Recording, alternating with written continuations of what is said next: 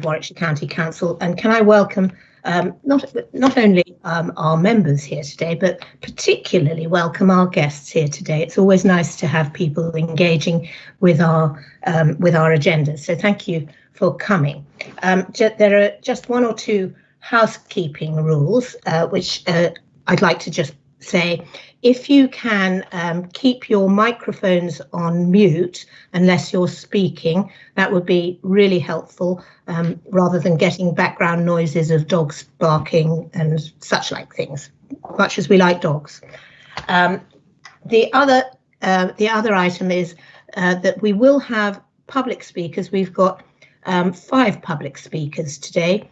2 are speaking on the medium-term financial plan item, and 3 are speaking on agenda item 7, Trinity School. As I say, if you could mute yourself when you're not speaking, and may I also just remind you that once we have dealt with the public speaking bit, it is a closed meeting for members, so you cannot then come in again, but you will be part of it, so it's important. And also, just for ease, I hope this helps. I plan to bring forward agenda item 7, so it will be the third item on item that we are talking about. So the first one will be the One Organisational Plan, then it will be the MTFS, which again I have 2 speakers on, and third item will be Trinity School, so that all those who have come for that will have them earlier. We'd be delighted if you wanted to stay and enjoy the rest of our meeting, but obviously you don't have to, not like us.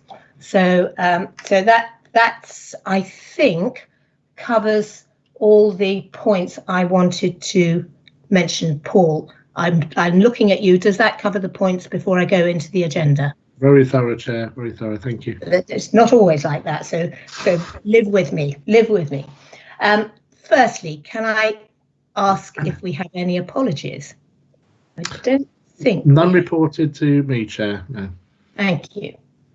And then before I go any further onto the next item before us, I would like at this point just to remember our colleague and our friend, Councillor Richard Chataway, who at this time before the last meeting was still with us, and I hope had been listening in to us, but sadly has since died. And it was great that we had the attendance at his service, everyone lining his home and the roads, and everyone lining the way into the crematorium. Thank you all for attending. It was a true recognition of Richard, who was who joined the council the same time as I did in 2001, had been a member of the Borough Council before that, and had given his life to public service.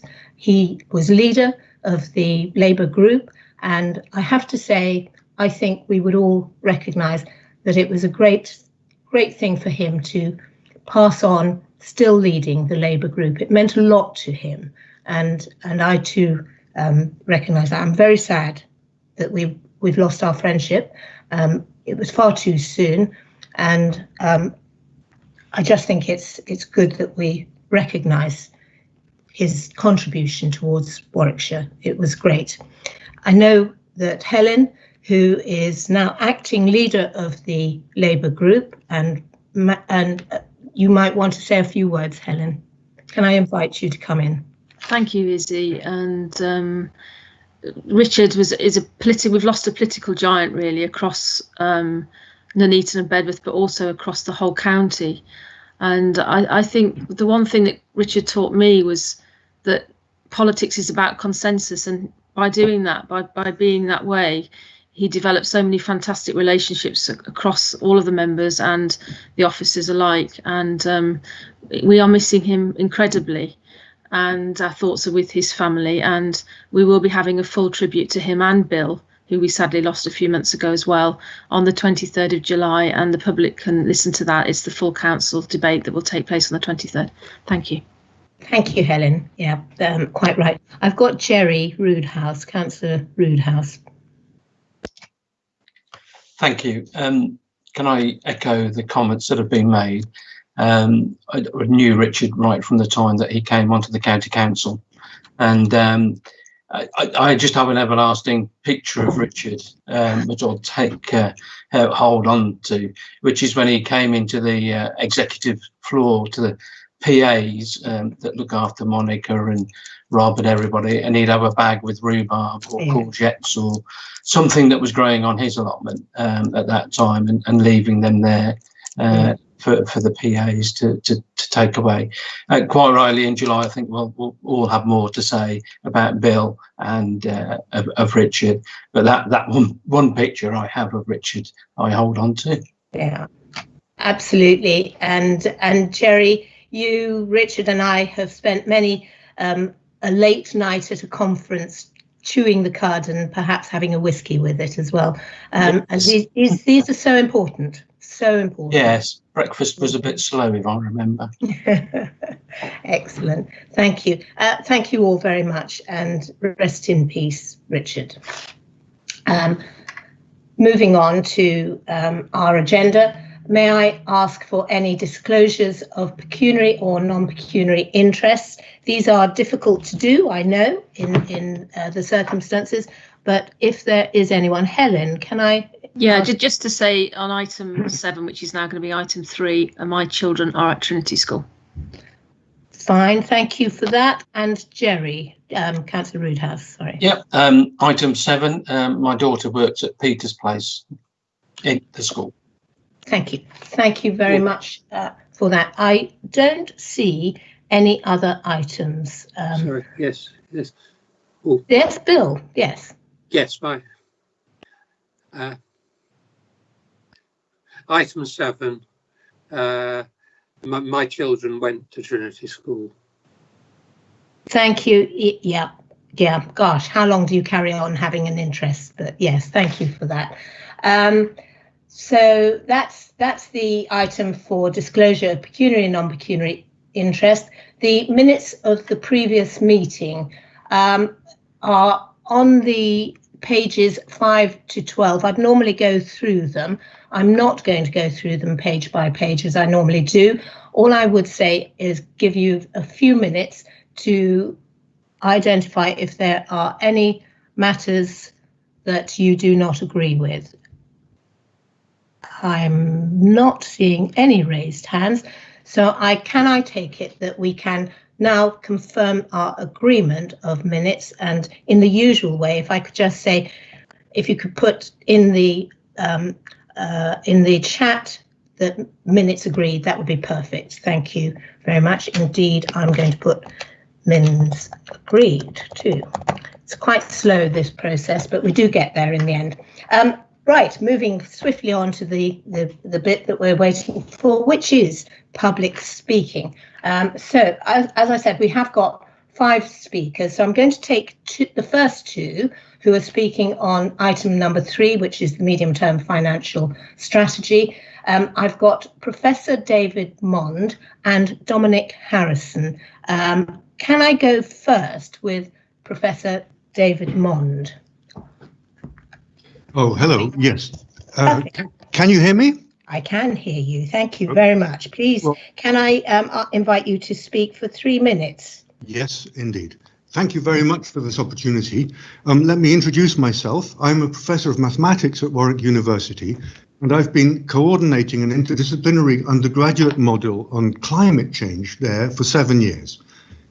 I've also joined Extinction Rebellion because I believe that the government and society in general need to pay much more attention to this desperately worrying threat.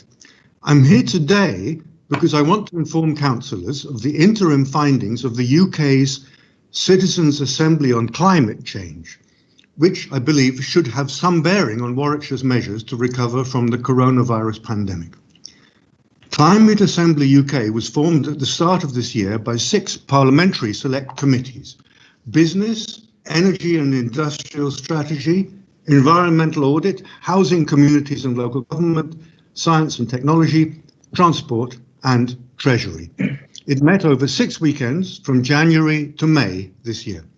the Assembly had 108 members randomly chosen to represent a wide range of the UK population. They were informed by experts on climate change, economic policy and democracy. The full results of the votes taken at the conclusion of the Assembly will be released when Parliament reconvenes in September. However, interim results about recovery from the pandemic were published on June 23rd. In summary, first, 79% of Assembly members strongly agreed that, quotes, steps taken by the government to help the economy recover should be designed to help achieve net zero. That's net zero carbon emissions, which is the government's stated policy by 2050. 9% strongly disagreed, and 12% were unsure. Second vote, 93% of Assembly members strongly agreed that, quotes, as lockdown eases, government, employers and others should take steps to encourage lifestyles to change to be more compatible with reaching net zero. 4% strongly disagreed, and 3% were unsure. So let me emphasize, 93% against 4%. An executive summary of these findings, and in particular these figures, is available via the link on the written version of these remarks, which I've circulated to you. 30 seconds, please. I've also supplied a link to the June 25th report of the government's Committee on Climate Change, which argues exactly the same view as the UK Climate Assembly that I have reported on. I urge you to take this opportunity to move towards net zero. It's not only what the scientists are calling for, it's what the public want. Thank you very much for this opportunity to speak. Perfect timing, Professor. Thank you so much for your contribution. And I should have said, I will give you just a warning that there's 30 seconds to go, and I hope that's helpful. Yes. Can I move? Yours was perfect. So can I move to our next speaker, please, which is Dominic Harrison. Dominic, over to you. Am I unmuted? Hopefully, great, yes, you can hear me. So yes, also discussing item 3 relates, this statement, relates to item 3, which is about the financial recovery. I'm also Warwick resident. My background's National Grid, so I've been involved in the energy sector for years now, and I've been very aware of the science. I was involved in a carbon capture project some 5 years ago, so I've been aware of the science on this. And I'd just like to say, and therefore speaking to thanks for this opportunity, by the way.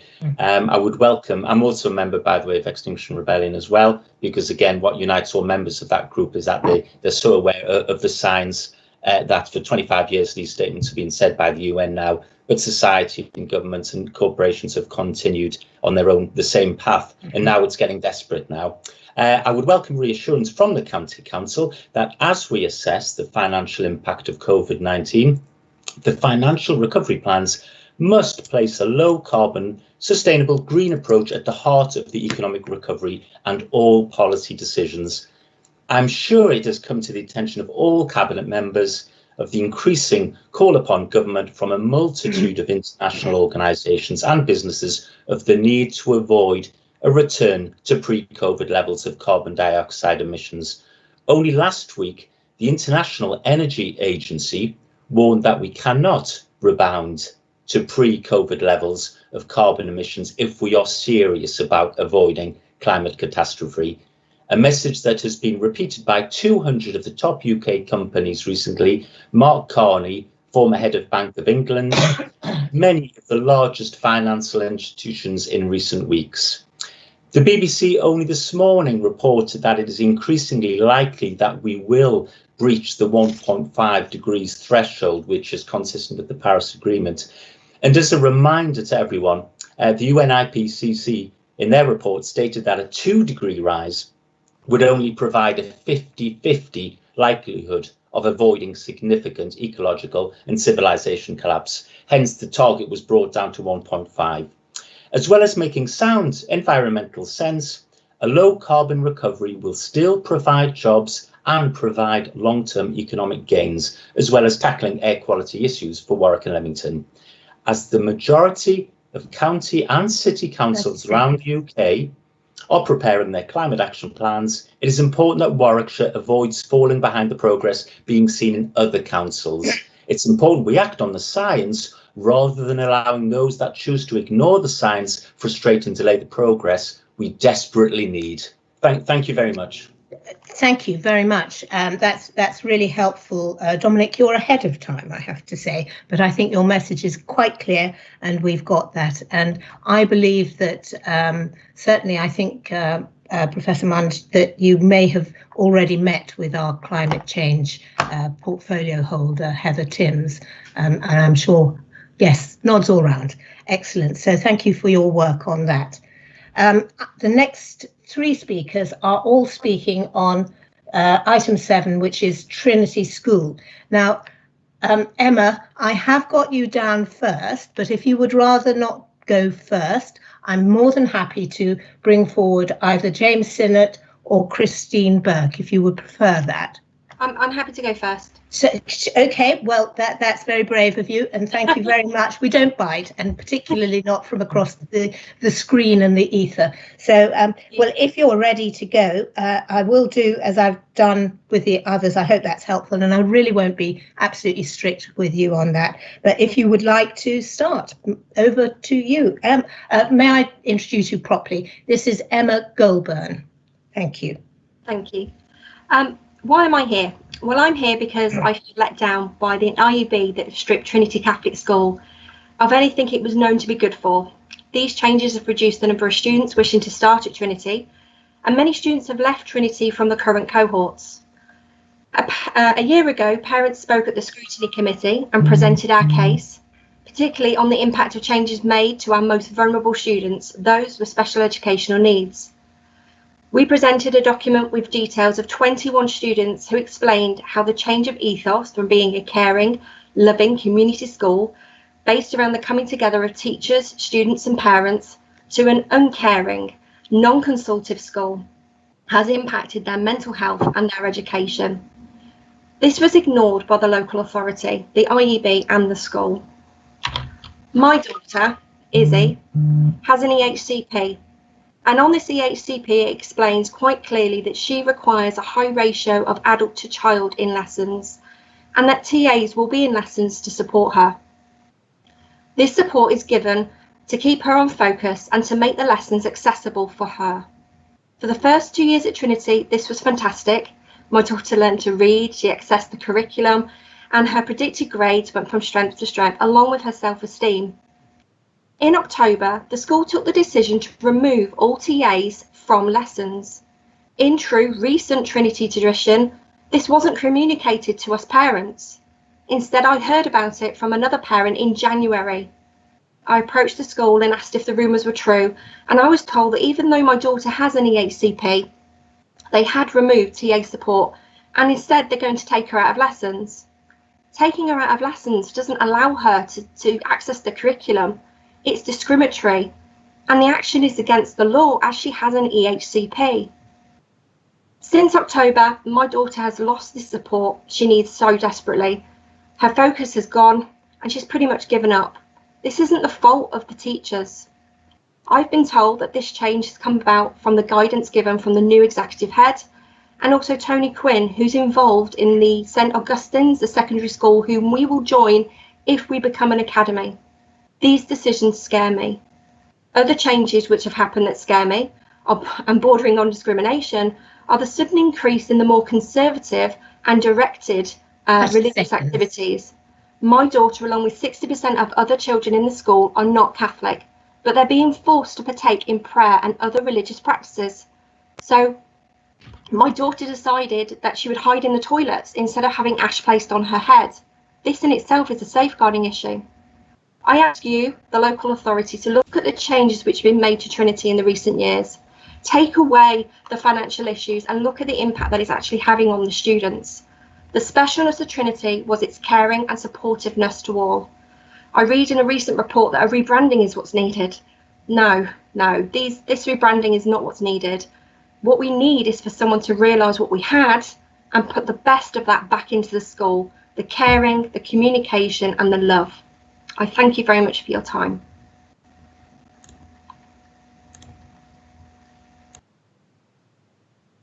You're on mute, Izzy.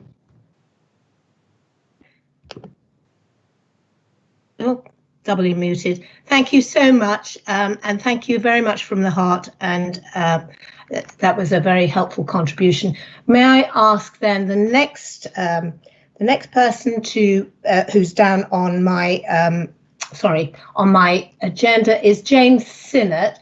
Again, if you could all speak on different matters, that is one of the requirements. So, James, are you with us? I am indeed. Thank you. Over to you then, please. Okay. I hope that you've all got sight of the letter that I'd submitted for the meeting. I've taken the chance to remind you of what you have said, and these are your words. They now look very hollow. Issues have been raised repeatedly as you have sleepwalked into a worsening financial mess. In 2018, Clive Sentence, chair of the IEB, stated that the IEB have the expertise and experience to work with the school over the next 12 months to ensure its future is healthy. 2019, Clive Sentence stated that the projected deficit for the end of the financial year is now significantly under that originally forecast. 2020, WCC stated that the school's budget deficit likely to increase and having no clear direction of travel. The IEB forced upon us has not produced a deficit recovery plan.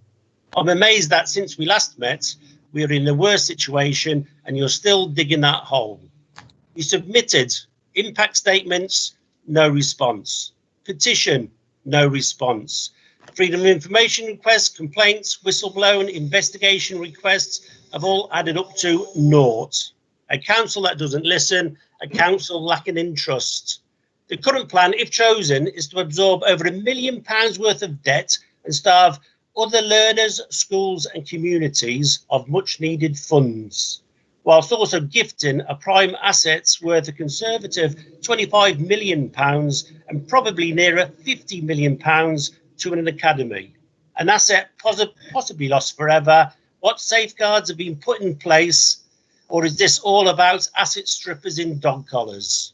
These figures don't appear in the options appraisal. More public purse being spaffed up the wall, which seems to be a council approach.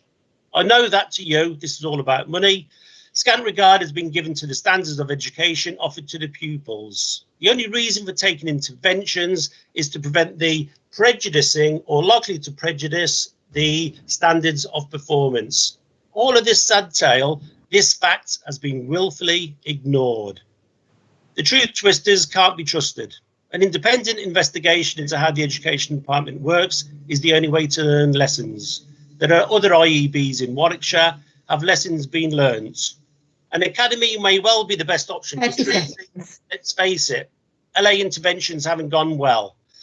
What are the most vulnerable students like? Most vulnerable students and Peter's place, will they be fit for the academy model, or do they become a liability? We've already seen the IEB airbrush them out of the figures. The LA will have no say. The desperation to dispose of Trinity is evident in the options appraisal, but the money being thrown at the options is staggering and must be open to public scrutiny. Thank you. That's your 3 minutes, Mr. Sinnott. I'd be grateful if you could. Thank you. Thank you very much. I have it in writing if your clerk would like it. Thank you very much. The third person to speak is Christine Burke. Are you with us, Christine? I am. Thank you. Would you like to add your contribution, please? I will. Trinity used to stand for equality, kindness, respect and dignity. These were integral to everything the school stood for. It was understood by everyone that we were a culture grounded in gospel values. In 2018, at the only meeting held by the IEB, the diocese assured us they would not change our school's ethos, but all of it has been removed, replaced by Ofsted-friendly words bent to fit into the Beatitudes. The nature of the school has changed beyond all belief. The weekly bulletin is so heavily designed to tick boxes that it is painful to read. Parents ask for this to be changed, we are ignored. Despite budgetary pressures, 2 of my children flourished at Trinity under Principal Chris Gabbett and the former governor's care. The removal of the school's ethos led my daughter to have a crisis of faith and requested that she be removed from compulsory RE. I have observed a steady eroding of my right and responsibility to inform the education of my children. Parents are the first educator of children, and for a time at Trinity, we were held in genuinely high regard as partners in educating young people. Such has been the change in the ethos that my daughter needed to create a petition caused by a breach in the UN rights of the child over toilet access. A boot camp mentality was introduced that focused on uniform policies independent of context. For example, a child with the wrong shoes can receive the same punishment as a child who has been violent. An exemplar of positive aspirational liberal Catholicism has been consistently attacked by the local authority and the diocese, which has undermined parental choice and parental rights. As described by the Cabinet Papers, parents are now pulling their children out in droves. Sending us into the academy chain run by the man behind the removal of the school's ethos and who you say has created a school over the past 2 years with no vision is highly questionable. The safeguarding reviews commissioned by the IEB state that attendance is falling, so children who were previously happy to come into the school no longer are. These issues will not be fixed by the sticking plaster of a rebranding exercise. We do not want or need to be rebranded. We need investment and professional collegiate leadership. Our school fell into financial difficulties the moment the free bus pass was taken away. The LA did nothing. The diocese did nothing. We are the only school to have no free access to travel for education and no cycle pass. There's been no significant investment in our school for nearly 20 years. Meanwhile, all the secondaries have had millions of pounds of investment. I feel utterly betrayed by both the Catholic Church and the local authority. If we become part of this academy chain, what guarantee will the LA give us that our children's school will be invested in? What oversight will there be to ensure stopping further breaches in the rights of the child? What are the plans for the school playing fields? Will WCC ring fence any monies gained from selling them so that Trinity receives the full benefit of it? Thank you very much. I wonder if you could draw to a close. Thank you so much, Ms. Burke. Thank you. Thank you all for contributing to our agendas today, and your points will be brought up within the agenda items by the portfolio holders. So thank you again. Whoops, just stop that. And may I then move on to the agenda proper, and the first item, Bill, by the way, Bill Gifford, I know you want to speak on the item on Trinity School. After it's been introduced by the portfolio holder, I will bring you in. So thank you for that. Firstly, the first item on the agenda is the one organisational plan 2019 to 2020, the year-end performance progress report period. So Councillor Cam Core, may I invite you to come in? Thank you, Chair. This is the first full year performance report that has been reported against the new performance framework and measures agreed in July 2019. Detailed performance has been presented using the Microsoft Power BI system, which was implemented back in October 2019. This report presents a mix of results. At year end, 30%, 19 of the KBMs achieved target, while 41%, 26 of the KBMs are behind target. Can I interrupt? For those who don't know what KBMs are, it'd be helpful to let our... Okay, sorry, they're the key business indicators. Measures, and they are actually within the report. So if you do have the report in front of you, you will be able to see them, and they're also accessible online as well. For the public as well, yes. The report provides detail on the reasons for the performance, and links within the report can be followed to the dashboards for further detail. It would be fair to say that the impact of COVID-19 will be reflected in performance reporting in the coming quarters. This is highlighted against several performance areas, including care quality inspections, Ofsted inspections, and children's transformation programme, are just to name a few, but are all within the report also. In several performance areas, there is also specific action underway to address performance issues. And I particularly, if I can, draw your attention to page 20 of the report, specifically around biodiversity, sickness, and the percentage of revenue savings being achieved. I'd like to pick on, obviously, as it's within my portfolio, the sickness absence, if I may, and a project for building a sustainable, resilient workforce will begin. But this, as many other projects, have been impacted by COVID-19 as staff resource has been redeployed to more urgent work in response to the pandemic. As was envisaged in July 2019, the performance framework going forward will be refined further, and this is being reinforced by our experiences over recent months as the Council has made significant use of performance data, and again, members have had access to those regular reports. And I just want to touch also on the Council's ongoing work, if I may, Chair, recovery plan, which is also informing how it wants to use data and our new approach to performance management. This will ensure, as you will see further, that the Council has the key performance measures and targets that are clearly focused on its recovery priorities and the delivery of its objectives, particularly in the recovery stages and consolidation and acceleration, which were described in the recovery plan and which was also agreed in the June Cabinet reporting. So, Chair, with your consent, I'm happy to take questions if there are any. There are. I think we have got three coming in. Firstly, I'll go to Councillor Maggie O'Rourke, then I'll go to Councillor Jerry Roodhouse, and then Councillor Keith Condacourse. So, Maggie, can I come to you first? Yes, thank you, Izzy. Thank you very much. I don't think there's any surprises really in the report, and as the portfolio holders already said, COVID has obviously had quite an impact in terms of some of the performance indicators, and I'm not going to be critical of that because officers have had to work extremely hard during these times, and the focus has been rightly so focused on dealing with the COVID pandemic. I'm glad to hear that we will also be taking the opportunity to sort of look at the performance indicators again, because that is right, and we should do that because there's obviously all that work going on behind the scenes in terms of the COVID recovery work.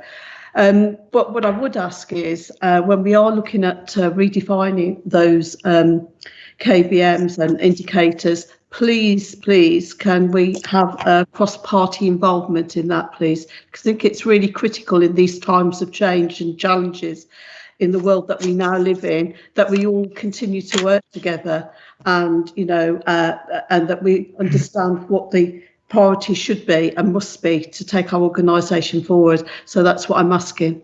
Super. And the recovery working groups that are going on at the moment, the Cabinet cross-party recovery working groups, there'll be a real opportunity to come through with that as well. So I'm going to, Jerry, are you still wanting to speak? I've lost your hand. Okay. I was getting in early, putting my hand down. Too quick. Yeah. Put the hand down, doing the opposite of yesterday. On any normal year, if you read this report, it wouldn't take very good reading, really. It would be quite a lot to go at. But this is not a normal year with the indicators at the year-end report, and it'll be trundling through. And my take of it is that I think we do need to do some resetting in light of what's been going on, especially around children's services, looked after children and these particular areas, because we're not going to be able to reach the performance indicators that are set there around those, because we know we've got mental health issues coming through. We know we've got increasing numbers of children. We know we've got increasing poverty issues which are going on. And already in the discussions that have been taking place, there's been talks about children's poverty strategy, which needs to be refreshed and now brought back to life. And actually that will need new key business measures, and they'll be cross-cutting, and they will cut right through the skills agenda all the way through to family support. So I think the point is that as we work through the Cabinet documents now, and also through the working groups that you and I were on yesterday, Izzy. I think what we need to see as we come into September is some refining down of actually what those indicators are. And I would echo Councillor O'Rourke's point about, I think at that point it might be worthwhile having a small working party, cross-party, to actually work with you as portfolio holder on developing those through in a way, because I think we're also going to have to use indicators from outside the organisation, such as Thriving Places, which do some really good measurements of Warwickshire across all areas of the community. So, if you like, I'm taking the report as it is. If you like, to anybody that's not used to these things, and it's year end, it's not a pleasant read. But I think what we have to do is set it in within a context. And then within that context in September is if we could have a small cross-party working group that could actually then work at a suite of indicators which is set against new strategies like a refreshed child poverty strategy. I think that would be really good. Thank you very much, Jerry. So next speaker is Keith Condacor. Keith. Thank you very much, Chair. I'm really picking up a bit on what the first two speakers said as well, because we're going to build back better, hopefully, and a lot of the performance indicators will change as we're not just rebuilding where we were and carrying on. There's an awful lot of stuff that's going to change, both from this pandemic and from the climate change crisis that are crashing in at the same time. Some of it actually has direct relevance to some of these indicators. I'm always alarmed by the number of people killed and injured on our roads, for example. And part of building back better, hopefully, will be actually making a safer Warwickshire where we have an aim for 0 road deaths. We also, in these indicators, have biodiversity, the climate change and all the things attacking us at the moment. We're losing a massive amount of biodiversity. And unfortunately, with Warwickshire being a 2-tier authority, a lot of the biodiversity issues gets lost between the two councils.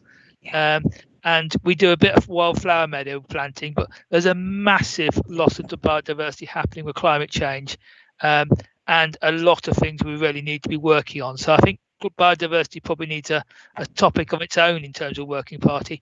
But the real big thing is the building back better and realising that climate change means we have to rewrite the capital programme, rewrite a lot of what we're doing, and look at where we go to the new Warwickshire. If you look at the futurists, where they go, our measures and our key performance indicators should be how well educated, healthy, all those things, rather than just GDP. Because it's going to be a very different future. Thank you, Chair. Thank you very much. I can't see any other speakers, so I'm going back to you, Councillor Camcor. Thank you, Chair. So just to come back, as there's a common theme with all the three questions, if I may answer them in unison. And that's to say, obviously, the working groups that are being led by the chairs of Cabinet were set up really because of this, for the very reason that we knew that the performance framework, although it was new and fresh in July 2019, and it linked into the council plan that was agreed at the beginning of the year. Obviously, the state of play has changed, and therefore, we need to refresh and change ours. We know that our financial situation, again, and I think all portfolio holders have highlighted this, is not in the same position as it was when we approved the budget back in 2020 and beginning of the year in February 2020, and that seems like a long time ago. But in terms of the key business measurements, you're absolutely right. We need to look at them, we need to review them, and we need to see what the recommendations are coming from the Cabinet COVID-19 meetings that we're having. So once we've got the recommendations through, obviously there are those that will be cross-cutting recommendations. So those recommendations that are cutting through right across the authority, we need to look at how we're going to measure those. So there is a bit of work to be done, and I'm sure that we can share that piece of work with you, whether that's through a working party, as you suggest, Jerry. It's a conversation to be had and agreed. And I would like to leave it there, if I may, Izzy. Thank you. So going to the recommendations, the recommendation is that Cabinet consider and comment on the progress of the delivery of the One Organisational Plan 2020 for the period as contained in the report. I think we've done that. Can I ask for you to agree or otherwise the recommendations as printed? Thank you. So that's agenda item 2. Jeff Clark's jumped ahead. Whilst that is all taking place, I am going to move us on to agenda item 3, which is the financial framework for the 2021-2022 medium-term financial strategy. And Councillor Peter Butlin, this is your report. Thank you, Chair. Last February seems an awful long way away. Last February we set a rolling 5-year MTFS plan alongside our county plan, and the COVID crisis started with the lockdown on the 25th of March. Has basically created a new reality for us, both financially and where a lot of Warwickshire is at the moment. So this paper is about how we reposition ourselves, reconstruct that MTFS for the next budget. And as you know, we've got 4 working parties at this moment, basically kind of delivering information into what we want to put in that new MTFS for the new reality that we are confronted with post-COVID-19. The position for us is made exacerbated even further by the direct schools grant pressures, which will be in a paper highlighted in a paper later on. But the high needs sector with the SEND has been exacerbated in the costs that have come through on there. So that will kind of be dealt with anyway. But that has exacerbated the problem. With the new financial medium-term financial strategy, we need to avoid fast sales and slimy slicing. We have to be smart in terms of the new reality. And thankfully, because we were in a strong financial position, healthy reserves, we have got that time and capability to kind of reconsider and reset the agenda. Our income levels have dropped, and it's a moving feast as to how that is going to affect us going forward, as well as there's a reduction in council tax and business rates. At the moment, there's a potential gap of about £23 million over the 5 years. There is a 16 million of additional savings are forecast to be required for 21-22. And also on the last financial plan, we had a scheduled £33 million worth of savings. Now we have to reschedule and make sure that we can deliver that, as well as the additional savings that we will almost be forced to have to make because of the COVID crisis. The government has made it plain that it will kind of in a kind of 3-monthly basis make good some of our losses, but it's more than obvious that we will not be getting the full amount back. So we've basically be very stringent in our approach, bearing in mind that we will not be recompensing for all our losses. So the importance of a bounce back and a recovery in our economy, both at an organisational level and also to a county level with our economy, is important. We need to get that economy back in gear, and with all the new opportunities possibly that the COVID crisis has kind of given us. The current plan also will look at the 20 million additional investment made in February in the February MTFS, because these were all geared around investments to save, but we will take a careful look at them and see if there's we need to rejig some of that £20 million investment with the new reality. The environment, we are bearing in mind that kind of an awful lot of councils, as a result of the crisis, are on the verge or considering calling in a Section 114 notice. We are in a healthy financial situation to basically counter and deal with the crisis as we see it. but bearing in mind that also some of our services or non-statutory services, which have kind of basically been put into the background, we're going to take a careful look at those and see what we do not need to be doing anymore. The crisis itself has also given us a lot of opportunities. One instance is the fact that we're doing meetings here looking at a screen, and the digital revolution has kind of basically accelerated at pace. So that has given the county a lot of other opportunities, and we need to take a careful look at that as well.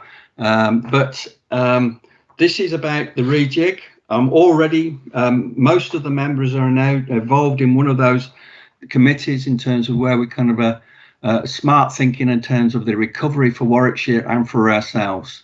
And on that basis, I'm willing to take questions. So, thank you very much. I've got quite a lot of questions for you, starting with Councillor Helen Adkins, followed by Councillor Keith Condacor, Councillor Maggie O'Rourke as well, and then Councillor Jerry Roodhouse. Helen. Thanks, Izzy, and thanks, Peter, for that rundown. You talked about opportunities, and I think there are some opportunities here, and I think especially in relation to climate.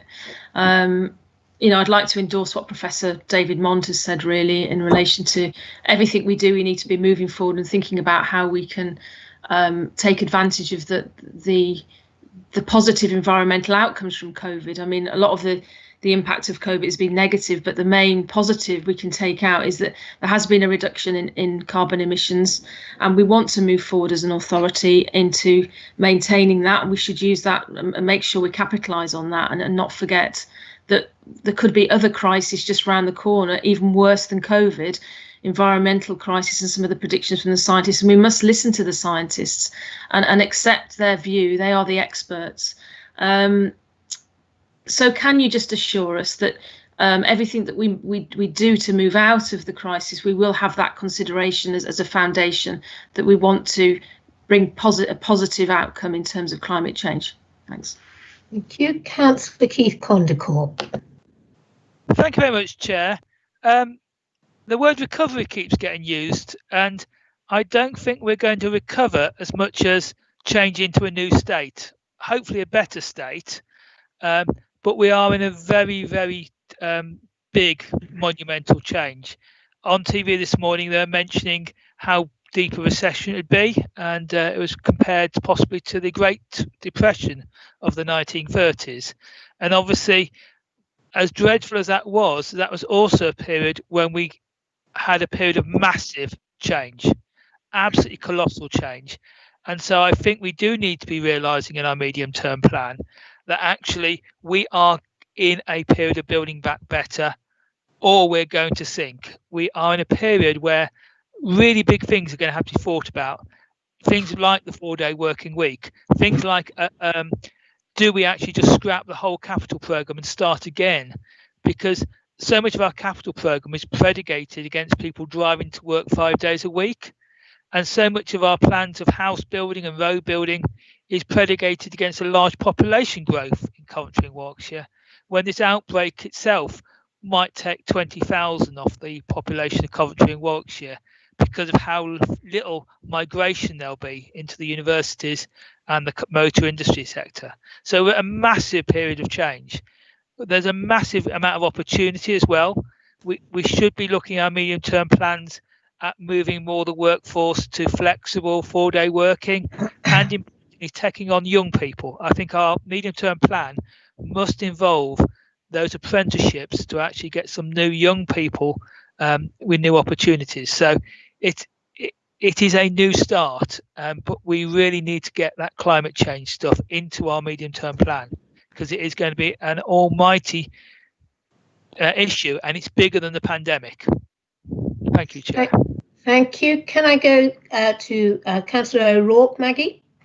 Yeah, it's just some assurance, really, because it is a bit of a grim picture when, we look at the challenges that we're facing. And I know we all want to do the very best we can, but we're still having to respond to the challenges of COVID, and we're not through it yet. And I know we're talking about how we need to manage the budget and all of that, but I just think we're in very different times, and I am concerned. I want some assurance that, that we will continue to invest in, the frontline services that the people of Warwickshire depend on and want to see. I know it's going to be really tricky, but I'm really concerned that we might be sort of like responding very quickly to something when we absolutely don't understand what it means in terms of COVID if we have a second wave. So I'm just asking for assurance around this sort of all of the fantastic work that's been done in terms of frontline services, to the people of Warwickshire throughout this period, that, they're not going to be sacrificed. Thank you. Thank you. Councillor Jerry Roodhouse. Jerry. Thank you. It is a massive headache for everybody concerned, really. But Warwickshire, I have to say, when I look at the national picture through the eyes of the county council network and elsewhere, we are in a slightly better place than elsewhere. But it is going to wipe out most of the reserves this year. So going forward is going to be a question mark. And the Chancellor did have an opportunity, though he did some quite nice stuff, to do some better bits and pieces, which were missed. And I'm sure that as a local government, we're going to have to go back to the Chancellor again, as will be in one of the papers, DSG and so on. We're going to have to bang that drum even harder from all corners of the country, because we can't carry on the way that we're going. That having been said, there is a green recovery that can be adopted, and I would hope that the County Council, and I can see Councillor Timms, the portfolio holder, has indicated, so I'm sure we'll get the echoing of the words that we will be going down that route. But in paragraphs 4.6 and 4.7 of the report, it identifies further budget reduction areas and the challenge and the scrutiny. Now, the portfolio holder, Peter Butlin, said that they're going to review non-statutory services. And they're going to have a hard look at those to see what we're going to do and what we're not going to do. And my cry to him, or plea to him, would be that if you're going to do that, can you please do that in a transparent, open, and in a way that scrutiny can be done, and so share that information so we can all look at what his cabinet is discussing and what you're looking as the finance portfolio holder in relation to that, because I'm sure we would all want to be within that debate. And I'm not sure really from 4.7 how this enhanced scrutiny function is going to operate as well. I think the officers and people have got some ideas, but it's within that context, I think, that I'd put this report at this stage in time. And as paragraph 7 says, it's next steps.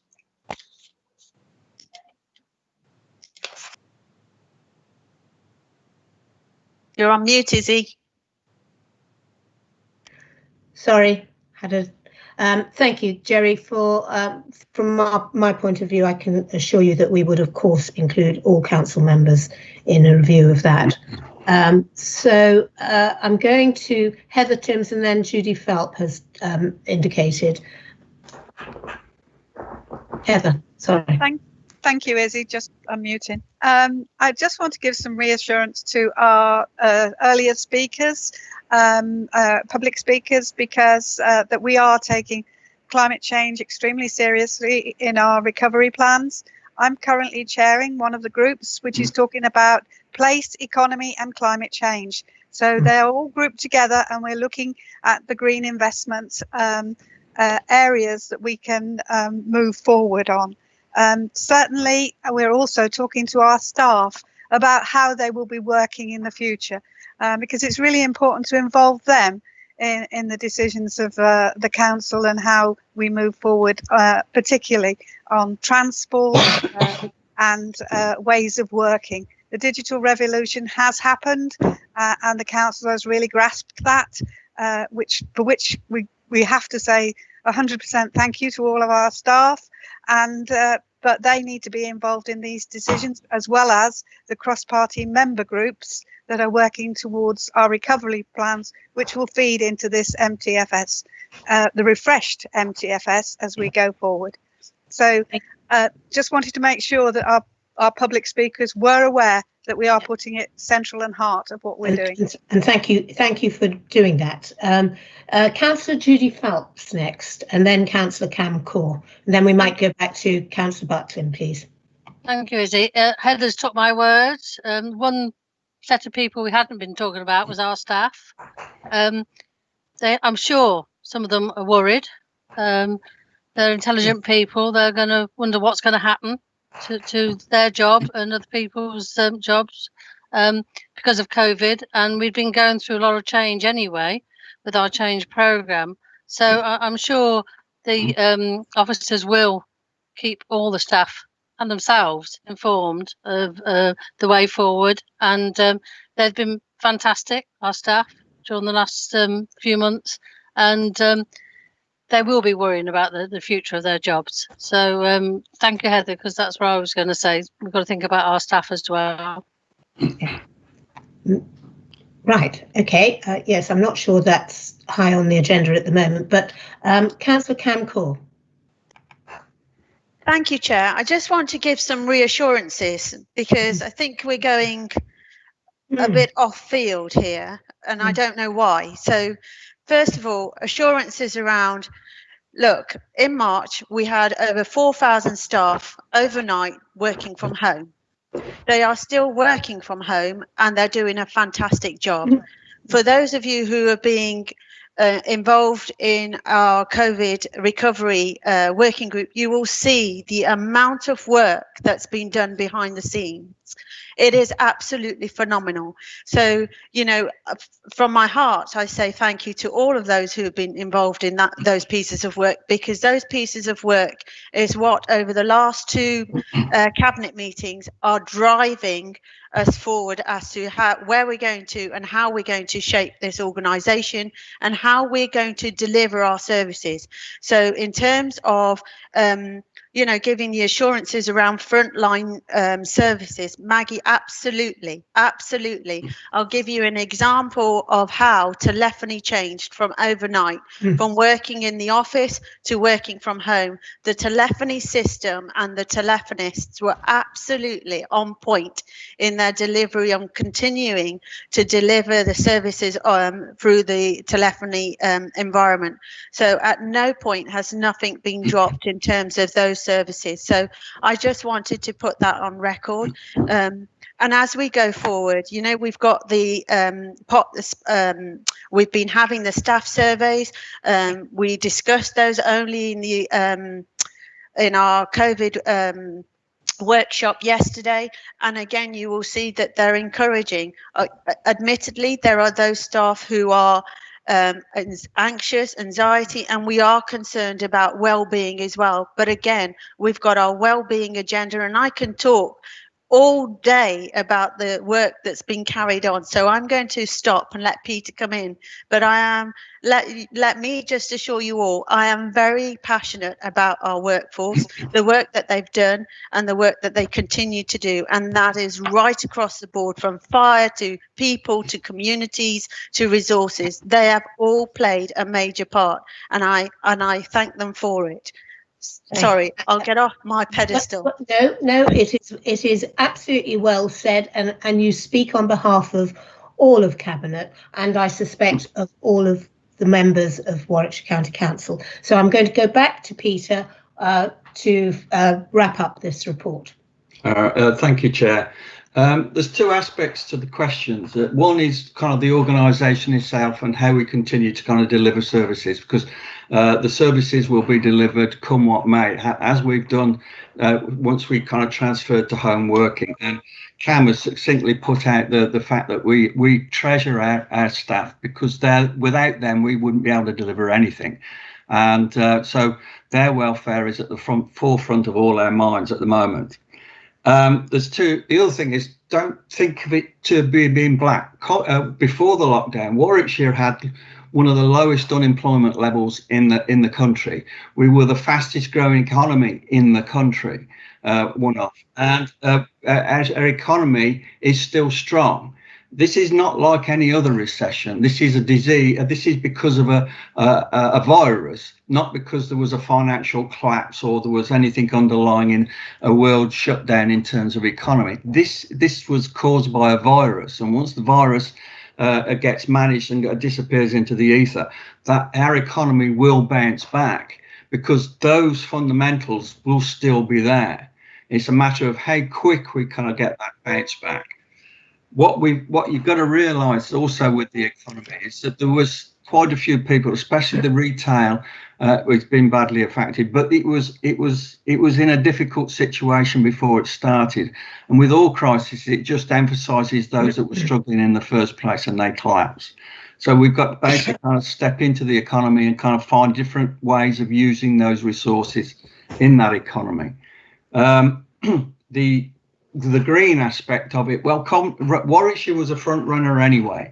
The motor industry was already kind of a front runner in terms of battery technology, automotive technologies, etc., which all bleed into the green economy as well. So we were already there. So that was already being done. In terms of the further kind of apprenticeships, one of the big casualties always with redundancies and as people get furloughed, the first casualties are generally the youngest ones, the ones without the experience. And the government has just kind of announced a kickstart, for £2 billion kickstart for apprenticeships and targeting those between 16 and 24 years of age. And I'm sure Warwickshire County Council will be targeting that money and make sure that we get our fair share of it.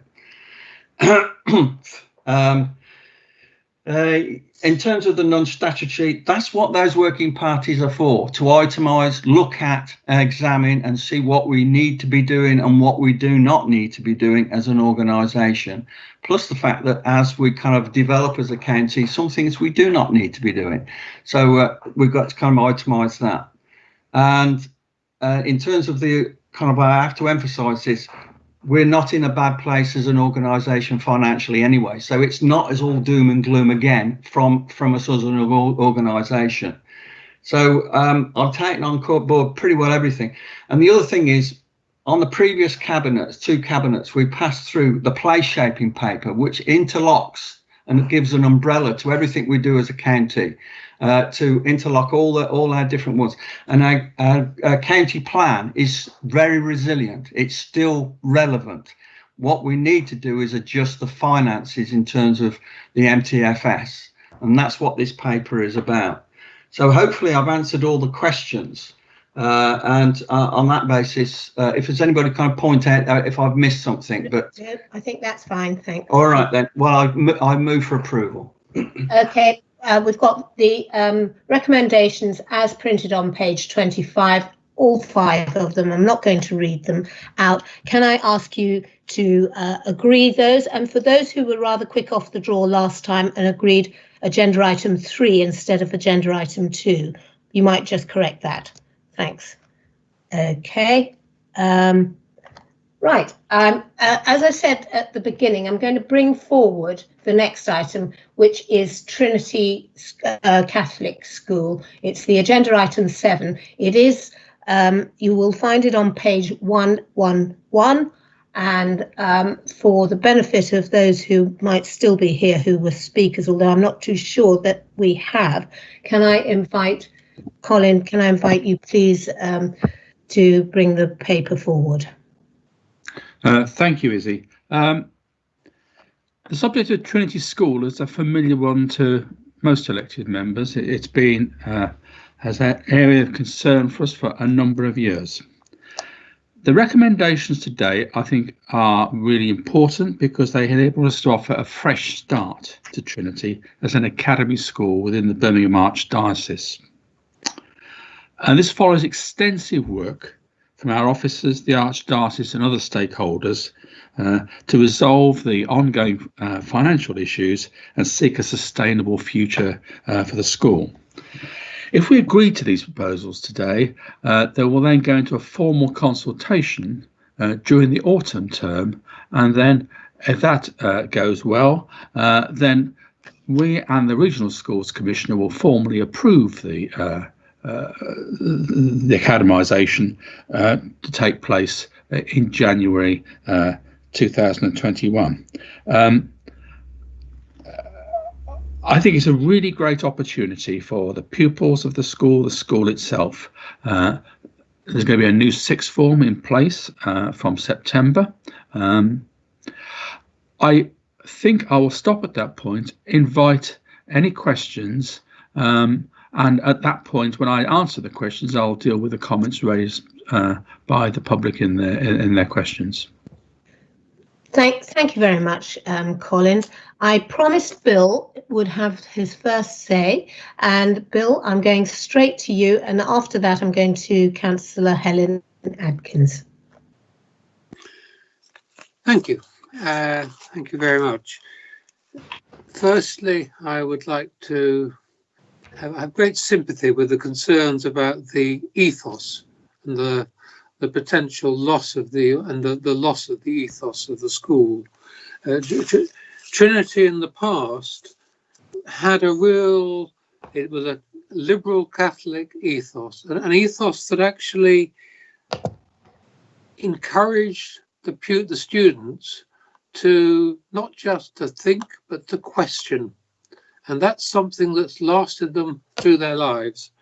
And there's a real danger that it was that education, that ethos, that actually meant that years ago Trinity was a school that was oversubscribed, not undersubscribed. It was the first choice for an awful lot of parents and students. It's now, and yes, I do have doubts about academies, I don't deny that, but the position is, I think we are going to have to go to the academy structure. I'm realistic about that. I am, though, concerned that Trinity has been losing students. It appears to be not the first choice for most of those who are coming in September. And that again is a real worry, because you really want a school where the parents and the students have chosen that then they really wish to go there. You don't really want it to be parents and students who have gone there because they couldn't get into their first or second choice.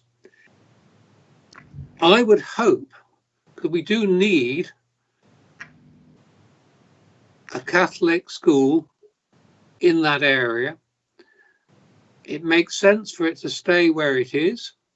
It makes sense for the buildings to be some capital investment by the diocese to improve the schools. My main area of concern is that if it doesn't carry on, if it carries on as it has been, a declining school role, it will be less viable as a school. And there's a danger then that you might lose the school. I'm concerned that I'm trying to work out how Our Lady of Lourdes are going to make sure that that Trinity becomes the first choice for students and parents, so that it becomes viable. Now, I noted that there was concern by at least one of the previous speakers about about a possible selling off of the property. Now, it would be helpful, I think, if the council is going to be taking a hit of more than £1 million. It would be helpful, and I don't know whether this is going to be the case or not, if the financial aspect, if that school land was sold, that the council would take a substantial part of any profit in order to discourage that land being sold for anything other than, we want it to remain as a Catholic school in Leamington. I would love it to be a liberal Catholic school, but we definitely want it to be a Catholic school that is really successful and is the first choice for students and parents. But I also emphasize this thing that there is a concern, an underlying concern, that this is an attempt at a land grab. Now, I don't think that is the case. I'm sure it isn't, but it would be really helpful if there was something that showed that Warwickshire County Council would not be in any way losing in the long run because of this deal. Thank you. Thank you, Bill. Yes, effectively what you're saying is that there should be a clawback arrangement. I am not entirely sure whether we can do it, but I have to say it might be one of the issues that we could take back from this meeting. The academy, and of course it is a Catholic school, it is a diocesan school already, so I'm not entirely sure that we have got that leeway over it. However, we can always look, and it is in your division, and I do thank you as the divisional member for putting forward. I've got two more speakers, Helen Adkins and Jerry Roodhouse, and then I'll go back to Colin, please. Helen. Thanks, Izzy. I mean, members know how I feel about this. I'm just going to be honest. I think it's been a complete mess right from the word go. There have been so many mistakes. The IEB was introduced perhaps too quickly. It was introduced, it stayed for too long. It was aggressive. It was heavy-handed. It dismissed the parents' views. It dismissed the pupils' views. It didn't take on board the ethos of the school. It slowly eroded that ethos. In terms of looking at how Trinity was benefiting from moving forward, there were schools in the area that were allowed to take on board more Year 7s when Trinity wasn't full. There's a catalogue of errors, to be quite honest, and I can see this from both a councillor point of view, as what's going on in the county and the education team, and also as a parent. I think there has to be lessons learned from this. I think the way we use IEBs has got to be looked at, and we're going to be looking at that. I think also we need to be thinking about maintaining the positives of somewhere, even if they are in financial deficit. I think the portfolio holder has to take responsibility for some of the mistakes that have been made on this as well. And I think we shouldn't dismiss what the speakers have said. I think the speakers come from the right place. They know Trinity, they know their kids, they know the staff members of Trinity, and the school has changed, and that's a real shame, and that hasn't been taken on board. But there are a couple of questions that I do want to ask, actually. So I want to ask about the sixth form, which of course the sixth form was taken away because it was argued that it was part of producing a deficit. So I want to know why is the sixth form suddenly on offer again, given the continuation of the sixth form was closed since it was running a deficit? Is this because the academy needs a year 11 to 18 offer in order for the school to become an academy? What is the sixth form offer? Is it not too late to have offered that offer? And how many of Trinity students are enrolled? Thank you. So before I go to Jerry Roodhouse, there are a couple of things I need to make absolutely clear, which I think you do know already. There was a reason that this went into an IEB, and it was because it had a very large overspend, which, despite various efforts of our education department, had not been addressed, and that you cannot keep overspending the budget. You know, we can't in local government, and neither too can any school, because ultimately that is going to cause problems for the education of the children of Warwickshire. So the reason why it went into an IEB was around that. This is a Catholic diocesan board school, and because, and we can argue the pros and cons of the current education system, and now is not the place, but because of that, the diocese do have responsibility over this school, and are now taking up those responsibilities, which I do welcome. But I do agree there are influences and pressures that we should and ought to in the future gain, which is around reasonableness, culture, and ethos. And I am quite sure that our department will continue to try to influence where we can the diocese. Jerry. Thank you, Izzy. Can I say I agree with Bill Gifford about the green playing field? And I base my experience on the loss of Bishop Woolston Catholic School in Rugby some years ago, which you may remember if you were around, when the battles were fought with a certain Birmingham diocese. And so my view is probably quite tainted of the Birmingham diocese and the way the church operates, but not just this church, but other churches as well. So it's a position. We are where we are. This is probably the only solution that we've got to. So, and I recognise that, and I can see that. But I do think, as a county council, that we need, and we should, and we could, and Colin is the portfolio holder, should press as hard as we can about the ethos and about the areas and the buildings within there, because that is crucial going forward for the development of the site. And yeah, and the Birmingham diocese needs to step up to the plate. It is in one sense, but it's also getting a bit of a sweetener. Let's be realistic about this.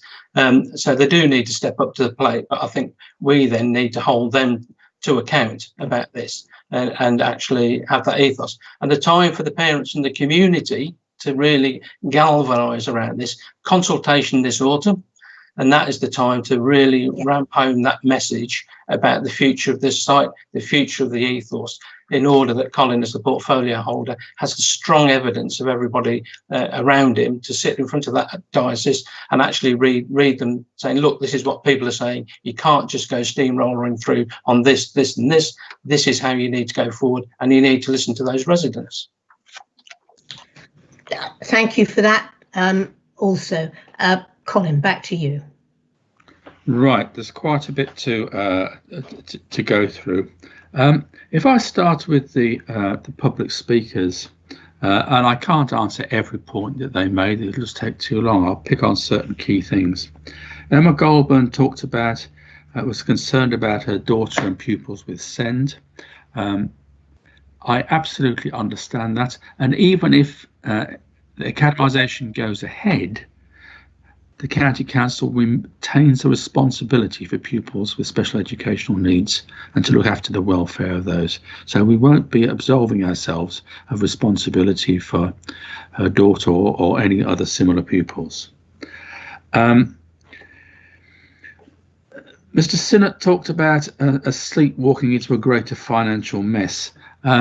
I don't accept that. I think we've made considerable efforts through various changes in the school and the school leadership to address those financial issues, but they are considerable. Neither do I accept his colourful phrase about asset strippers in dog collars. I don't believe that that is part of the plans. It certainly hasn't been part of any discussions between the diocese and the county council. And he also used the phrase, to you, it's all about the money. No, it's not. I mean, we have to address the money issue because it was the biggest deficit of any school in Warwickshire. Absolutely. And then some. It's all about trying to achieve a stable, financial, viable future for the school. And the reintroduction of the sixth form, which Helen's touched on, is indeed part of that. I would say that all my information is that Peter's Place and the valuable provision that provides is quite safe in all this. Now, as Christine Burke talked about the Christian ethos, I think it's very difficult. It's hard for me to accept that that the Christian ethos won't be best reflected in it remaining a Catholic school. I think that's one of the key outcomes from this, that it will remain a Catholic school. And she said it doesn't need rebranding. Actually, I think it probably does. I think it does. I think it does need a fresh start. There's been a lot of difficulties over the years, a lot of discussion, a lot of angst, and a lot of accusations one way or another. And I think it needs that fresh start. Bill, the liberal Catholic ethos What I would say is, and I can appreciate it's been proved very popular. It was a draw for many pupils and many parents. Every change in headship of a school usually brings about, sooner or later, a change in the direction, the ethos, if you like, of that school. It tends to mould itself around whichever new head is in place. It will be. I will pick that up, and I will be asking officers to press on that when they have further discussions with the diocese. And of course, the public consultation, which will start in August, is an opportunity for parents and anyone interested in that to press their case on that and make that point big. The uplift on the sale of the land, I fear that's probably not possible. The academisation takes over the land. It has for all academies across Warwickshire. You can argue it's been the greatest single land grab since Henry VIII's dissolution of the monasteries. It's taken millions of pounds worth of real estate off us, and that's just the way it is, I'm afraid. But there have been no plans to sell any part of the land voiced by the diocese or anybody else during this process. Helen, I don't accept there's been a mess from the word go. It's been difficult from the word go. If it wasn't a difficult situation, there wouldn't have been an IEB. You did make a very useful suggestion to the officers when they were briefing you about the transitional arrangements for governance as it moves from here to academisation, and the possibility of trialling that. And we think that's a really great idea, and I think that will be put in place during the autumn term to do that. Jerry, I think I've picked up on your points amongst all the within all the others, the green playing field, the ethos and the consultation. I do recommend these recommendations to my cabinet colleagues. I think this does offer a really great opportunity for the school to get a fresh start for the best interest of the school itself, and most particularly for the best interest of the pupils. So I so move the recommendations. So moving this is agenda item 7 for the benefit of refreshing, page 111. And we have 3 recommendations as printed. Can I move that you vote those? And now is the time. Okay. And whilst those are happening, we will be moving to the next agenda item, which is actually, we go back to item 4 on the agenda, which, is that right? Yes, which is Colin, which is you again. I'm sorry, you don't get any breath moment. So this is the DSG recovery plan and sustainability plan. Thank you, Izzy. Members will recall that this is the second part of the plans of the papers on this. The first part was last cabinet, when we talked about the principles behind the transformation of SEND and the County Council's approach to SEND. And at the time, it was promised that there would be a paper focusing more on the money side of it now, which is this, and in particular the overspend on the DSG, the direct schools grant. And so we have quite a detailed paper. Fundamentally, our task is to deliver better or good outcomes for young people with SEND within the resources available. And there isn't enough resources available. We all know that, and that is true of just about all local authorities in the country. We are going to have to use this transformation to target resources better where they are needed most across the county. And I have to say that there will be some difficult conversations as a consequence. There is, I believe, a 4th recommendation that has been put forward, which is asking Peter Butlin as Deputy Leader to write to the Chancellor to underline Warwickshire's continuing concerns on the unstable funding basis for the higher needs sector. We really are in a very difficult position on this. And the transformation is designed to lead a change in conversation with parents, schools and pupils as to how we make what we've got, how we use the money we've got as effectively as possible. Yeah. I'm happy to take questions, Leader. Thank you very much for that. And just by way of a reminder, there is a fourth agenda item as Colin has presented. So Helen, Jerry, then Helen and Jerry. Yeah, okay, thank you. Helen. Thanks, Izzy. Yeah, and I recognise this is an incredibly difficult situation, and in many ways, you know, Warwickshire is at the behest of the government, and the rest of the country is in a similar position, and I know it's financially a bit of a nightmare for us. And I do welcome the fact that the Deputy Leader is going to potentially write to the Chancellor to ask for, you know, for him to understand the real implications of the fact that we haven't got enough money to meet the need, and we should be meeting the need. We shouldn't be trying to reduce the need. We should meet the need and wrap around the need. I wondered if we might go one stage further and pull together some kind of cross-party group to meet with the Secretary of State. Colin, maybe you can think about that one. Thanks. Jerry, over to you now. Thank you. I know from a county council network perspective, there's been a lot of work going on. And in fact, I've been in touch with the chairman today to sort of ask him for updates on what's going on. And I know from your position as well, Izzy, that you've been pushing that as well. On page 51, we have Appendix A, the Send and Inclusion Change Programme projects.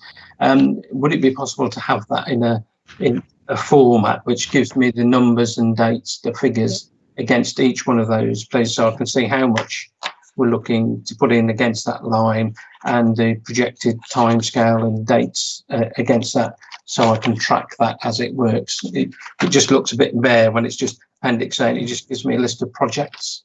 Yeah, no, I'm sure that's easy enough to do. Peter.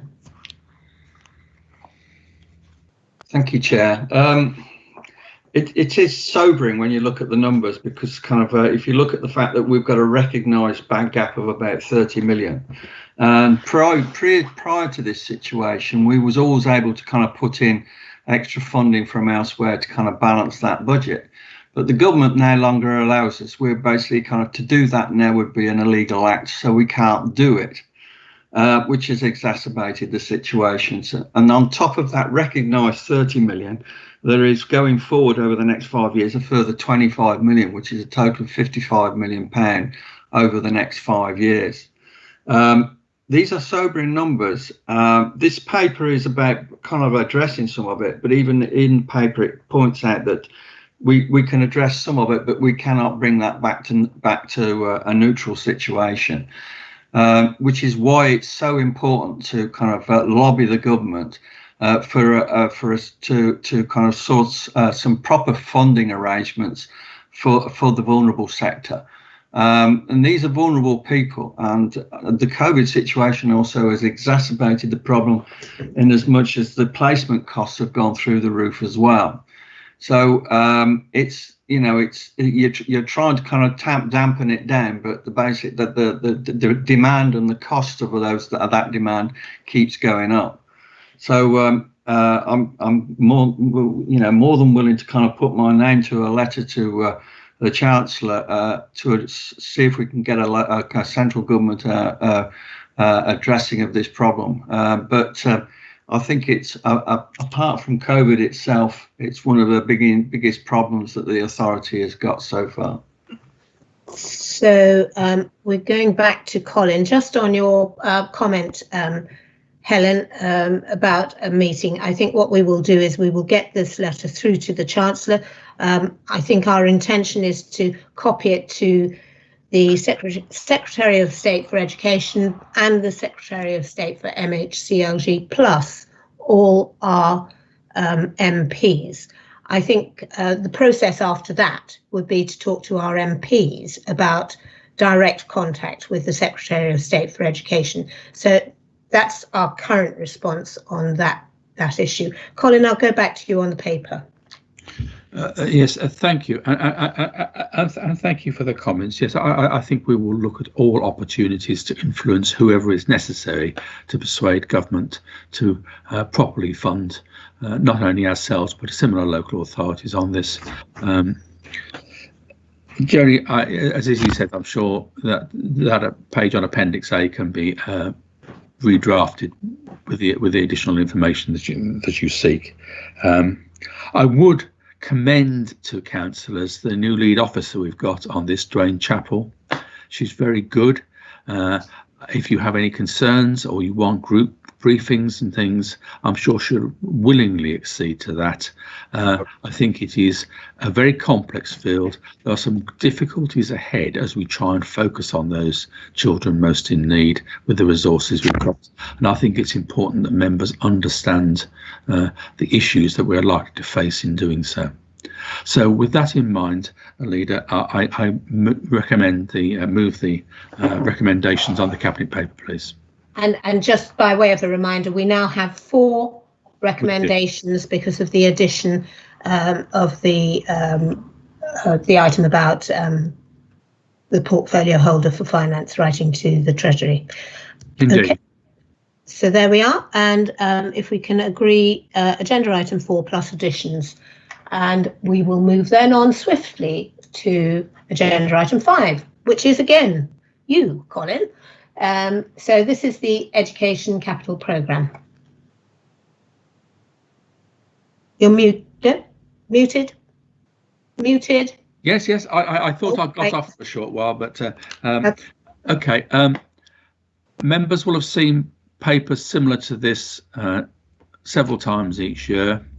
It's where we seek formal permission to be able to spend education capital funding to support various school building or extension projects across the county. This paper is spending around about 3.1 million on 6 projects, several in Rugby, and several that include extending provision for children with special educational needs, most particularly the Pears Centre and the refurbishment costs of bringing that into active use. So I will happily take questions, Leader. Right, yes, Keith Condacor, first hand up. Thank you.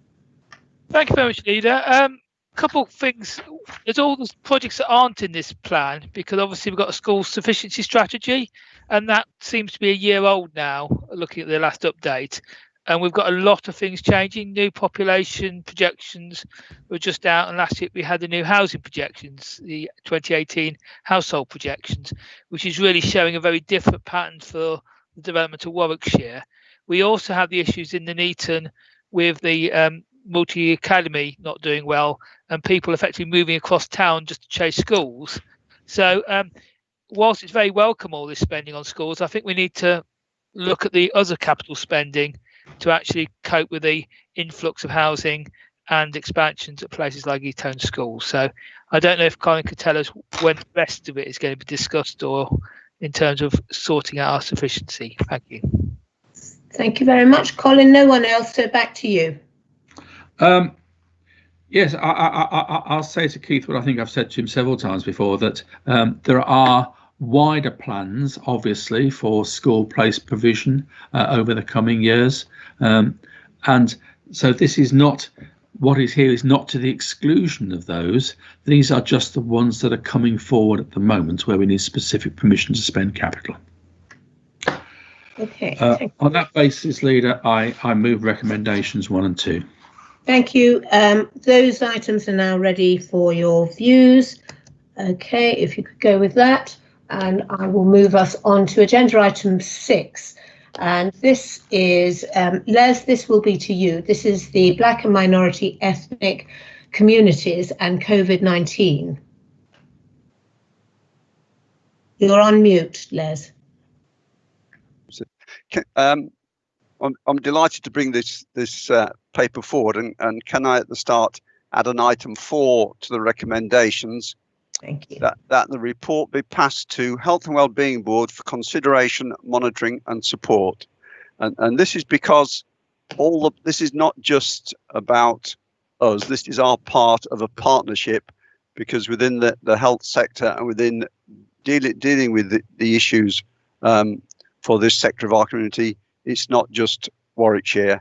And at the Health and Wellbeing Board, all our other partners are there, so it gives us a basis to bring our other partners involved, keep them informed, and ask for their support and help. It is a very pertinent paper, and I have to say this is the start of a process that will probably be 2 years as we progress, and we have attached our own public health report and the national one, which led us to bring forward this paper.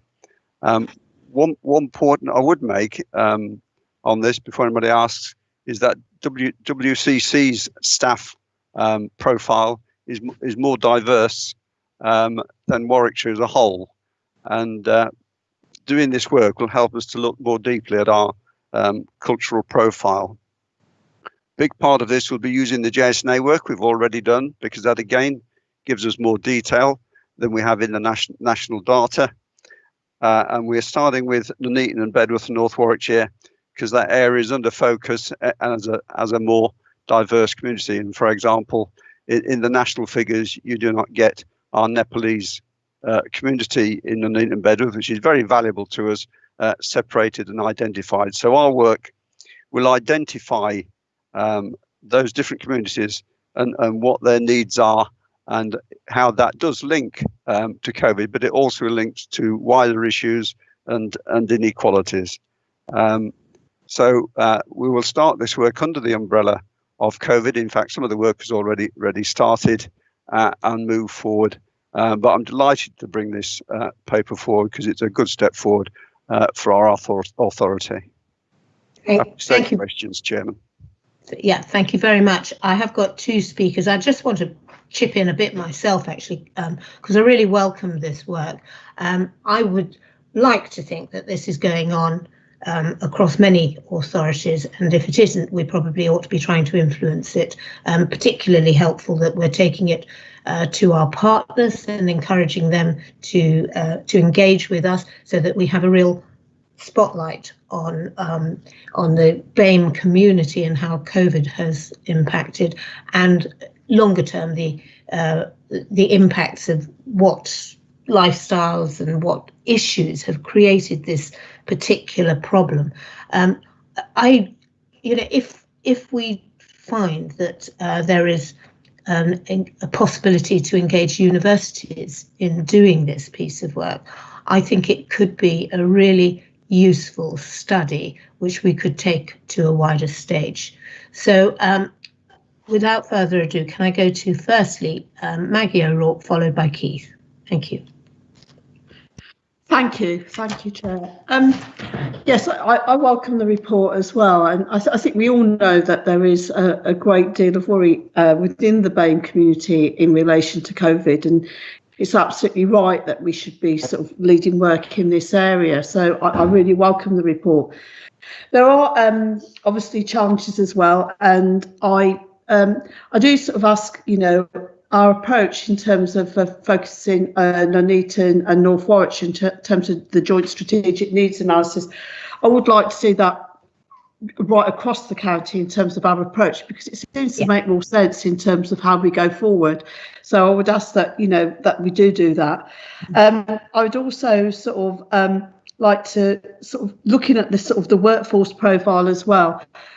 I mean, Izzy, you're right. I mean, there's a blend of different things here. Some of it's around sort of where people work in frontline services. So frontline services that, if you were looking at sort of the health workforce, you will find a lot of BAME members of staff working in clinical frontline services, doctors, pharmacists, whatever. So, there is something about the workplace, or whether it's in transport or whatever it might be. So one of the things I would like some assurance on is that we are doing everything we can to monitor all of these organisations in terms of the response to doing the risk assessments, and that they are being done, that information has been collated, and particularly where we have contracts with different health providers and other healthcare, the care homes and that we are actually gathering that data, and that is part of the requirement in terms of, they're providing those services. We need to be reassured that they're looking after the workforce and all of the workforce, but particularly the concerns with the BAME. So I'd ask for that.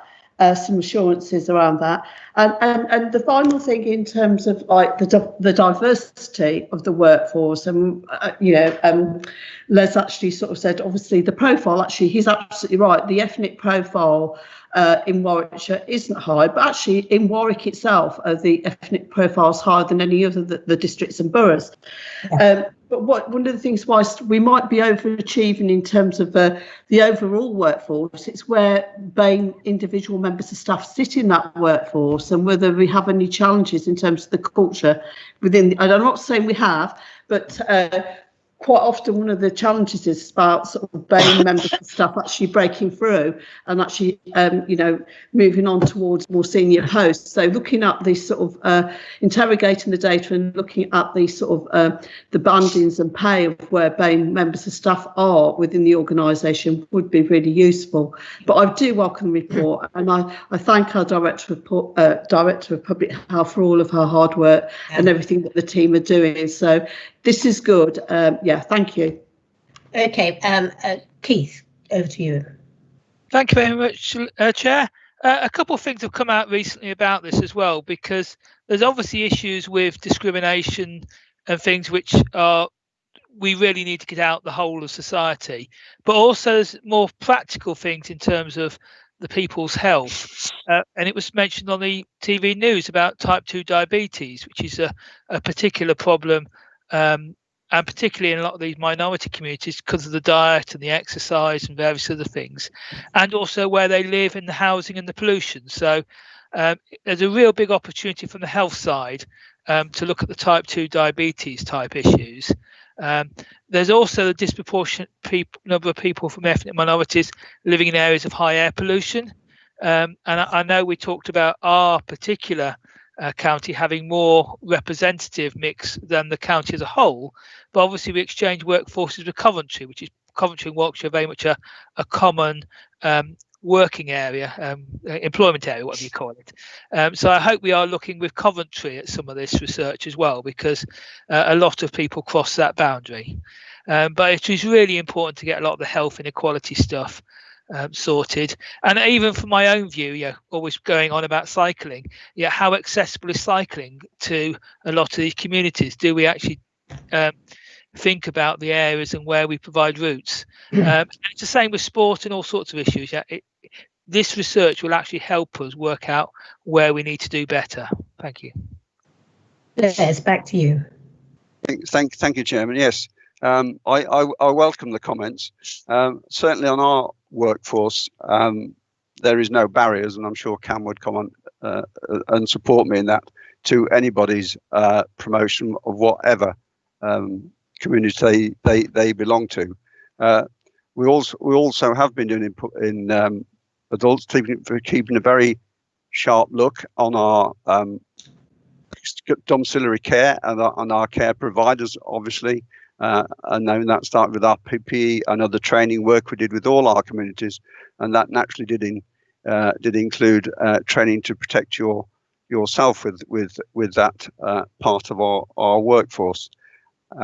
This is a starting point, as I said, and then we shall apply the learning from this to other parts of the county, obviously. But we felt it was important to start at this point. And on Keith's point, definitely we will be concentrating solely pretty well on the health, because health is the point at the moment, but other issues that arrive will be passed within the authority as appropriate for other departments to look. So it's not, we do need to keep it within health at this point, but I'm sure it'll lead us to other work we need to do. And Izzy, thank you for your point on universities. I'll take that up, but this is about giving it to the Health and Wellbeing Board, because that then gives us our link to Coventry through the Joint Health and Wellbeing Board's work, so we'll be able to publicise what we're doing. So I move as laid out with the addition of recommendation 4, Chairman. Okay, so can we please vote? And whilst you're doing that, I have been failing in my duties to report the outcomes of the votes, and I'm going to have a quick whiz through, but I think I can say that we have now agreed all items on the agenda as printed, but with the case of the two items that item 4 and item 7 haven't yet finished on item 7, although I'm checking that. Yeah, item 7 is agreed with the addition, and item 4 is also agreed with the additional recommendation that had put forward. So failing in my duties, but I hope I've made up now. So the next item on the public papers, we're moving to item 8, because if you remember, we had item 7 brought forward. Item 8 is starting on page 121, and this is the Children and Families Change Programme update. This is a very big report, so thank you. Over to you, Councillor Jeff Morgan. Thanks very much, Izzy. This is a very ambitious change programme, and I make no excuses for calling it such. We will be investing an additional one-off £12 million over the next 3 years into the Children and Families Service, some of which is provided by DFE grants, the remainder through our own funds. The guiding principles behind these changes are all based on evidence from research and practice of leading authorities in this area, such as City of Leeds, which is judged to be outstanding by Ofsted, and in particular the concept of restorative practice, which was the topic of a members' seminar a few weeks back. Altogether, there will be 29 work areas affected by this injection of funding. All of these are listed in the appendix, and they are grouped within 4 key projects reflecting the child's journey through our services, from early help to child in need, child protection, to children in care, care leavers, to workforce training and support resources. Assistance in the governance of this ambitious programme will be given by Steve Walker from Leeds City Council, who will sit on the 6 weekly programme board, which will be chaired by our own Nigel Minns. Warwickshire is one of 5 national local authorities implementing the Leeds Family Values Model, and there will be a national evaluation as well as an internal review. An annual update will be given to scrutiny and cabinet, and we will be keeping this very, very much on our radar. There is a savings target associated with this programme, and that should deliver by reducing demand for children in care and getting better value from commissioned services. There are probably very few local authorities, certainly in our area, who are able to invest in a programme as ambitious as this, and I'm very proud to recommend it to my colleagues. Earlier, Councillor O'Rourke asked for more investment in frontline services. I'm proud to be able to say that this paper puts £1 million into the youth service. It expands the domestic abuse team, and it seeks to continue and expand the very effective Different Futures project. And there are 26 other of these available in the appendix. And at that point, I think I've probably spoken enough, and I'm happy to take questions. Thank you very much, Councillor Morgan. I have to say, I think this is one of the most important papers that we have before us today on the direction of travel. And I have got Jerry Roodhouse, so I will go to him first. Thank you, Izzy. Hailing from Leeds, where I do, in Yorkshire, it's of no surprise then, really. And I have one of my relatives actually works at Leeds City Council, but she's on economic development. Yeah, I would agree with you. It's one of the most important papers in front of us. And it's interesting when you look through most of the items and projects, how long those titles have been in papers that I have seen that have come across my desk over the years. You just hope that we could actually get that into a child poverty strategy and get it enabled and developed. The big concern I have with this, it's a bit like the children's centre debate and lots of these other things. This is a one-off slug of money. So we're all right for a couple of years. But as we move into the final year or beyond, how much of this will be embedded? How much will the government be giving us resources to make sure that we can continue this work? And I suppose it's just running up that amber light. Whenever I see the words one-off money on big sums for this sort of work, it's, for me, it shouldn't be one-off money. This should be in the base and it should be what we're doing. So I welcome it and the rest of it, but that's the only bit that we must make sure we keep an eye on the ball in 2 years as this money starts to come through. Is the government going to, whatever happens in the future, are we going to make sure we try and get it in the base? Thank you. And Councillor Camcall. Thanks, Izzy. I just want to say it's £12 million of additional one-off funding money. So it's not just, $1 million here and $1 million there. And what's good about this report is that the officers have looked at the whole of the children and families programme holistically right across the board. Hence the reason you've got 29 different projects within it. And Councillor Morgan is absolutely right. This is very, very ambitious programme. And, we've all seen over the years various projects coming along, but they've all come individually. They've not looked at, the whole piece across the board. And I think this is quite unique. So for me, I'm quite excited about it. And I'm thrilled. £12 million is not a light touch one-off,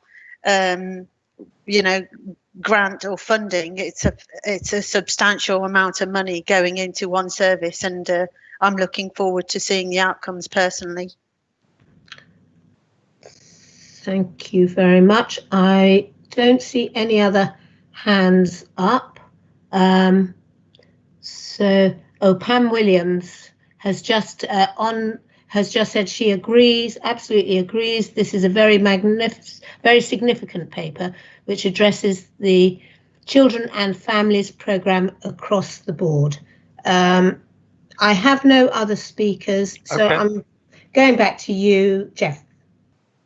Thanks. Jerry, Leeds. Yes, I didn't realise you were a Yorkshireman. I was at Leeds as an undergraduate. It's a great place, Leeds. You've got a great cup of tea up there, Yeah. Aye. I take your point about one-off funding, and the report actually refers to this by saying that what we will do, of course, as throughout the course of this programme, is evaluate it, and where we find stuff that really works, we will seek to build that into the base as much as the resources available at that time allow. So that will be our ambition. We don't want to keep surviving on one-off money. Everybody wants to build important stuff into the base, and that's what we hope very much to do. Cam, I'm glad you're excited by it, and it is a holistic programme, and I have great hopes for it. So on that basis, I'm happy to offer it to colleagues for their approval. It is to endorse the change and investment plan with further work to continue. Can I ask then for your agreement to those recommendations, please? Sorry, I'll be with you in a second. This is at the last of our papers. This is to number 8. So then the next item is going to be